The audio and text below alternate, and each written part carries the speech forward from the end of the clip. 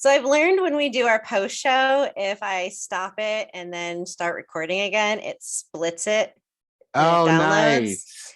So now we have an endpoint because Rick, let me tell you, we fucked up one day. Oh, no. We were Got cut talking it in the about a wrong local spot. pastor that came out gay, and it went up onto our podcast, and it wasn't meant to go up onto our podcast. Oh, wow. Supposed to be Luckily, we didn't say any post-show. names. Yeah. Right. Yeah. Interesting. But hey, if someone heard it, they'd be like, "Ooh, we should get on this post show. It's kind of saucy." Yeah. Oh, that's funny. I was actually going to ask you one more question in the show, Rick. It's about PDA. Do you feel like it changed when you became more accepting of who you actually are? Like, I feel like for me, the more I'm accepting of me as a gay man, I am also accepting of public displays of affection. My husband loves to like kiss me goodbye in the morning or hold hands or we're walking through Disneyland. And originally it feels so uncomfortable because I come from a world of like, oh, if anyone sees us, they're going to yell faggot from their truck or they're going to harass us or try to beat us up or yada, yada, yada. The list goes on. How was that for you with your wife versus then with men that you were dating and ultimately your husband? It's been an interesting journey because I think each guy brings their own baggage around that with them and their own ability to be vulnerable into that space of showing affection. Just because you're gay doesn't mean you have to show affection. But just because you're straight doesn't mean you show affection either. I mean, I have straight friends who are like, yeah, we don't hold hands in public. I'm like, really? Why? I don't know. We just don't. That's not our thing. I'm like, oh, well, wow. Interesting. For me, it was an interesting journey because I remember one of the very first times that we were out somewhere, like at Target or somewhere. And I said, hey, honey. And I'm like, ooh, I wonder if I should have said that. Only because I'm like, that was new to me, and then I very quickly moved into like, hey, I'm going to just be comfortable in my own skin to the point of I showed up at my daughter's elementary school because we lived not far from it. And I worked from home and I'm like, hey, I'm going to volunteer for stuff. So I went to volunteer one day and it's me and the soccer mommies in the, in the workroom doing stuff, right? And the gals were like, oh, wow, a dad who's free. I said, yeah, I have my own business and I work from home. And they're like, oh, cool. Well, what did you and your wife do this weekend? I said, well, me and my husband went wine tasting. Surprise, surprise. And I remember that moment thinking, there you go. You're just letting it be. Yeah. And that was a big difference. Yeah. Do we walk down the street holding hands? No, but we're not opposed to showing affection. Like there'll be times I'll reach over and like touch his back or something when we're, somewhere or sitting in a restaurant or anything. And I'm like, you know what? If somebody has a problem with it, it's not my problem. It's their problem. Absolutely. Am I afraid of getting, I don't know. I'm 6'4", almost 300 pounds. So. Oh, okay. You probably had like somewhat of a different experience as a gay man. Yes. Okay. That pivots it kind of, sort of. Yeah. Was yours different, Kanan? I mean, a little, because in the Black community, it can be because religion is dominant still in a way, Christianity, Baptist, Presbyterian, whatever it's called. It's still pretty predominant in the Black community. And I think because of that, there's still some hostility towards homosexuality. It's getting better, I guess. I don't know. But with all this backlash of Lil Nas X, it kind of says a little bit differently. But even with this little baby dude, that's a reflection of the community. So that being said, yeah, you had boyfriends growing up, but you almost had a badge or a pride badge if you were straight acting. Like, oh, we just look like we homies when we out at the movies. We're just hanging out together. No one ever thinks that we're gay. People just think that we're friends. So public display of affection was not really a thing amongst me and my, let's say, Black boyfriends of the past. But with my white boyfriend, or my now husband, who has always been out of the closet, has never hidden the fact that he has been gay, is completely comfortable with it. And it's forcing me to like really reflect on my own latent homophobia in a way where it's like, okay, am I not completely living my authentic self if when he grabs my hand at Disneyland, I still slightly recoil because I'm afraid of how the teenagers walking past are going to look at us? Are they going to say something? Right. Are they going to snicker or anything like that? And I feel like for some men and women and whoever, if you don't work through that, you can never have like a nice, authentic, real, fulfilling relationship, which you seem to have now with your husband versus before when you had to hide. Right. Well, and I think too, relationships have they're just constantly being redefined and morphed, and how, okay, I'm going to generalize here for a moment, how in general society is like, okay, well, now there's, open relationships, there's polyamorous relationships, there's this, not everybody's embracing it. Mm-hmm. Not everybody ever will, but you can't stay, quote unquote, can't stay in the past when the future's happening right in front of your eyes. Yeah. So even within our own community, I mean, the backlash that I see, I belong to a couple of Facebook groups where I just kind of lurk in the shadows so I can get really good content for my podcast. Oh yeah, I do the same thing sometimes. And when something comes up about an open relationship, those queens just go crazy on both sides of the fence. But the ones like, oh no, I ain't ever going to share my man, and I'm like, girl, you got some control issues you got to go work with, because if you're being this way, and most of them, of course, don't have a relationship, period. It's like, I wonder why you don't have a relationship. If you're this defensive about somebody having an open relationship and you're not in one, let's talk seriously here. Yeah. And again, I don't want that to come off as being an ass to people. It's like, clean your own closet first, literally. Yeah. Because there's so much happening these days, and we haven't even really touched the sexuality thing of gender nonconforming and all that sort of stuff. That's like a whole like deep dive in and of itself. That's season 2. Yeah, that's like, no doubt, season 2, season 20 something. It's like I'm doing shows on that, and I'm like, okay, I have to be sure I'm not fucking up when I'm saying what I'm saying. Yeah. But yet most people who are gender nonconforming and everything, they're very gracious about it. They're like, hey, I get it. It was hard for me, even as a person who now sees myself this way. Mm-hmm. But I also think something that is interesting in this conversation we've had, and now that we can share with the people who are like, yes, we're going to come pay more to hear more, is to ask yourself this question. If you are so adamant about what somebody should be in a relationship, like what they should be, okay? And I went through this, and I'm going to use myself as the example.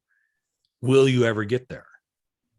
So when I came out, I was so adamant about what I felt like my gay man should be this, and should be this, and should be this. Mm-hmm. And back to kind of the kid in the candy store, I was like, he's got to have this look. He's got to be this. He's got to be willing to have kids, and Some of it was really valid. But the more I stepped into that, the more miserable every freaking relationship I was in was, because the checklist was driving everything. Yeah. Until I relaxed and said, here's what I'd like to have. Yeah. I really would like to have a guy who's willing to be a co-parent, a guy who's willing to accept that I'm a newbie at this. Hey, I'm as gay as they come, but I may not be as gay as they come by the handbook, whatever that handbook is that doesn't really exist. And as long as we can love each other and respect each other, then we probably can make a go of it. Yeah. And I think that's part of what happens for all of us in the dating world. If we put too much expectations on this, you're never going to get anywhere. And as soon as I dropped expectations, not that my husband's like a no checklist guy. I mean, he checked a lot of boxes.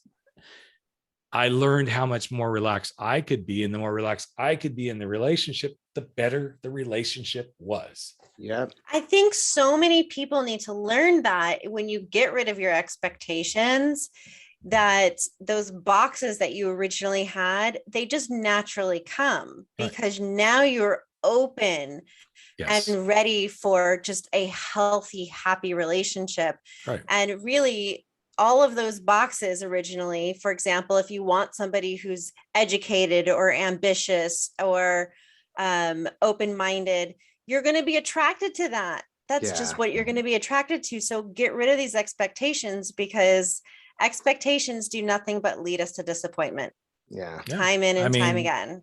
I mean, Andrea is a great example of that. I had one expectation for friendships, drinks wine, and here we are, Here we are. made it happen. Yeah. But it's interesting to work with, again, I'm going to go back to my world of gay men, because I want somebody, I want a connection. I want this, I want that, but, oh, wait.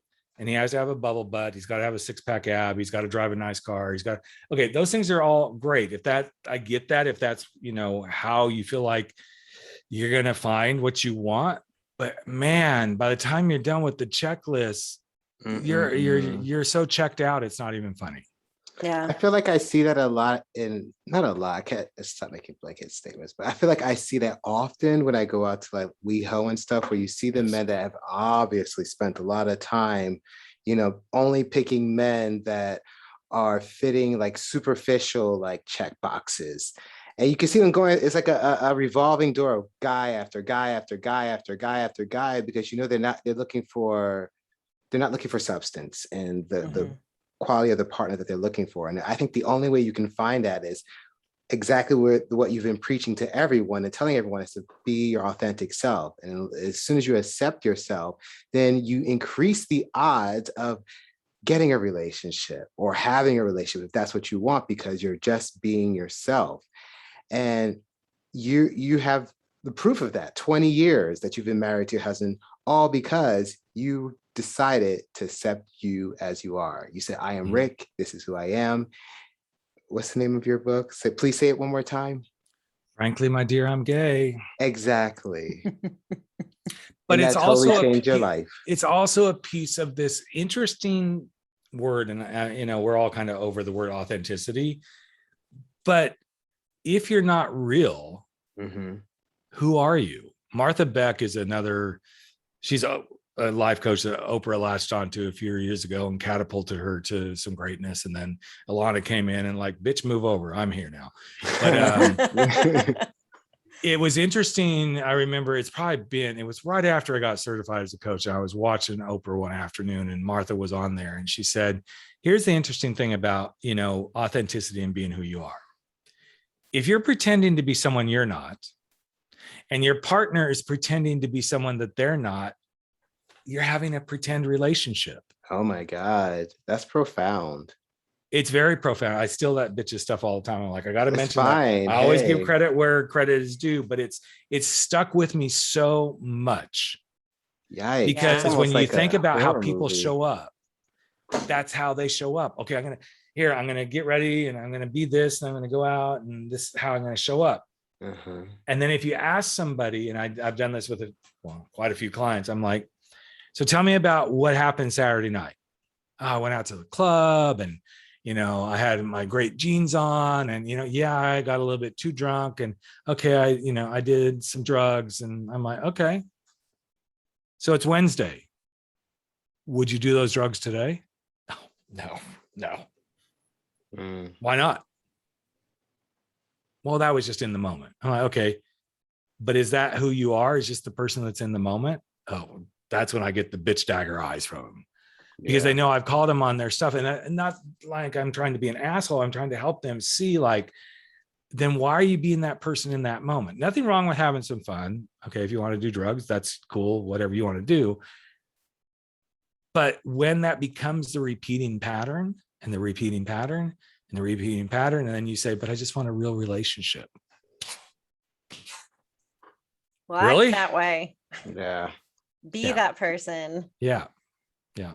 In fact, one of my first clients right after I got certified, he was a guy that lived in WeHo and he had been married and came out and he was really struggling. And he's like, well, I'm just really, I'm having a hard time because I just don't feel like I fit in. I'm like, well, let's talk about where you're trying to fit in. He goes, well, I go to the clubs. I'm like, okay, we could go on that for like 3 sessions about going to the clubs looking for love. Yeah. And Like, I said, so where else? He goes, well, I just, I'm getting so frustrated that, I feel like I'm back in my old life. I'm like, well, what do you mean you're back in your old life?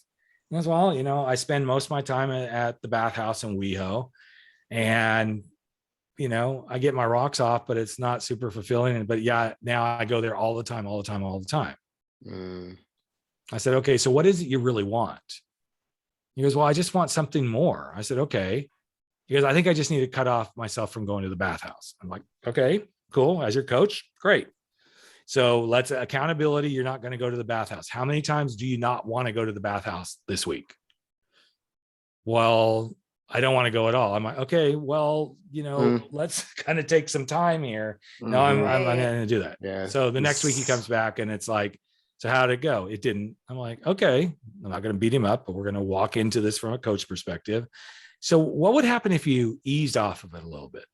Oh, that might work. So that week he's like, okay, I'll go no more than 3 times. I'm like, okay, that's a pretty good commitment. Came back. He's like, yeah, that kind of worked, but I still don't feel it. I'm like, okay, well, what do you want to do now? You're at this place where you tried cold turkey, you tried halfway. What's going to work? He goes, I think I'm just going to try cold turkey again. I'm like, okay, if that's what you think is going to work for you. So finally, after a couple more weeks, he's just really frustrated. I said, let's try a completely different tactic here. What if you just gave yourself permission to go to the bathhouse? You made it okay. You made it, hey, this is just who I am. Next week he came back and he goes, I have something to tell you. And I'm like, okay, well, let's see how many times we went. I love where this is going. I didn't go once. Right. Because you took away the feeling. You took away the guilt. You took away everything. You gave yourself permission. Yeah. 3 months later, he was in a really good relationship. A year later, he and the guy, well, they couldn't get married, but basically they had a marriage ceremony. Right. Because he gave himself permission. So why did I share that story? Himself. Exactly. To just be himself. Yeah. And I think this is in the dating world where people miss the biggest boat. Yeah. Who are you going to be when you're not standing on that dance floor with tears streaming down your eyes, drunk off your ass, half sloshed going, but this I just want love. Really? Well, that's how they show up to the dating apps now. Yes. Right? I need to be this certain persona, but it's not authentic. It's not real. It's not who you really are. Or they're going on date after date after date. And they're just not, they're asking all of the interview questions or all the questions they think they're supposed to ask or the conversations they think they're supposed to have. But then you start dating someone and you shortly find out like, this isn't the person that I thought you were. So I don't want to date you anymore. And now you're the one who's getting hurt. It's it's that same approach. Yeah. Everything so you're saying. No, go ahead. Well, here's an interesting parallel. So I brought up, before we cut over here to like, you people are paying for the good stuff. I coach people in the speaking world to build their speaking businesses. So I see people from all walks of life, like just getting started, some who've been out there trying to make it happen, others who are making it happen. They just want to catapult it, right? But what's interesting, and there's a parallel here, is they show up and they get all excited about becoming a speaker, and we figure out who they're, just like coaching, who's your target audience, what does he help them do, how are you going to help them transform? They start working on their talk and we start pulling together their websites and all this sort of stuff. And then we get to like, okay, let's kind of review your talk. Suddenly, hi, I'm Rick and I'm going to change your life. I'm like, who the fuck are you?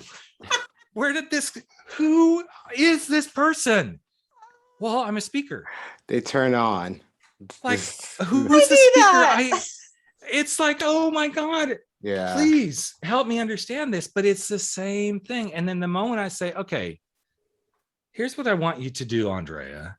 Just have a conversation with me. I want you to take your speech and start talking to me about it. Suddenly they relax. Mm-hmm. They're having fun. They're like, oh wow, I can't believe I can remember all my lines. Of course you can remember your lines because you're not pretending to be something you're not. In fact, I think Kanan and I had this conversation when we first started the podcast, and we hit record. And after, I think it was a couple episodes in, he went, "Who the fuck are you when we're recording?" Like, right? I turn on this like persona that I think I'm supposed to be. I've been working on it. I think I'm getting better, but Yeah, definitely. But you I just think it's sometimes don't realize. we all, Right. so many people do it. And Rick just pointed that out, that it's not just you, it's not just me, it's not just Rick, but everyone naturally, because we want to impress people. We want people to like us, and we're watching what we're saying way too much. But really, at the end of the day, people love the spontaneity of your personality. People love the ebb and flow of how you say things and the way you carry yourself. If anything, when we see that one person walking down the street with the interesting outfit or the interesting mannerisms, we're almost attracted to them, regardless of their level of beauty on whatever scale you may use to measure them. We are immediately attracted to them because there is an aura to someone who is just being themselves, who doesn't give a shit what you're thinking about how they're walking or talking or the way they're dressed or any of that shit. And I think that's where the value is, because we all desire to be that person, but at the same time, we all want to be loved. So I feel as humans, we're always in a tug of war in a way. I want them to like me, but at the same time, I want to be myself. Yep. So it's like, how do you make both of those happy and merge the two without losing yourself and still finding happiness in this world? Well, I think the way you do it is you got to get tuned into who you are. Yeah, for sure. You know, For if sure. anybody wants to go have some really comical listening, go to Life Uncloseted, go way back to episode 1 and 2. Yeah. I feel It the was same so way about my scripted. It podcast. was so crazy. Yeah. And now I'm just like, you know, people are like, well, can I have a list of questions? I'm like, nope. We'll just go. Yeah. And it freaks people out sometimes. I'm like, well, you know what? This is how I do it. We have fun. We just go with whatever hits in the moment. And back to this whole perfection sort of thing. And how do we show up? One of my favorite quotes of Rick's, yes, my quote here, that I end every talk that I do on stage is, so I'll kind of do it like for your dating world. You know, the interesting thing about us daters is we think we have to have the magic potion and we have to have the perfect checklist, or we have to have gone to all these dating camps and had dating coaches, which I advocate dating coaches 100%. But here's the thing you need as a dater most. You need to realize that the truth of who you are is far more powerful than the false truth you're pretending to be. So go out there and show that person you're dating who you truly are. That's all it takes. I like it. And on that note, should we go even any further than that? I mean, I know. that sums it up. I feel like that's a great way to wrap it up for those who, you know, get the post-show. The post-show that goodies. This was good. Thank you, Rick. Thank you so much for joining us today. I've been looking forward to our conversation because I knew you were going to be fun to talk to. Now I want to talk to you. I don't need Andrea anymore. Just and I know as soon as we turn this off, I'm going to hear knock on my door in about 5 minutes. Like, you bitch. What? Wait, is your husband home right now? Yeah. Oh, okay. Yeah. At least he's nice and quiet. Mine is. I know. It's an earshot. I think he's actually on his headphones because he's working from home too. But okay. So at least you have that. Yeah. But it's all good. This has been so much fun. Yeah. And seriously, your listeners need to just like totally dial in to dating coaches and this stuff. Don't be afraid of it. Don't be afraid of it. Yeah. Right. So next season, your people call my people. We'll make it work. Okay. We'll send over a whole little PR kit, the basket, the goodies and stuff. Exactly. Yes. All right. Thank you so much, Rick. I'll be looking forward to talking to you again.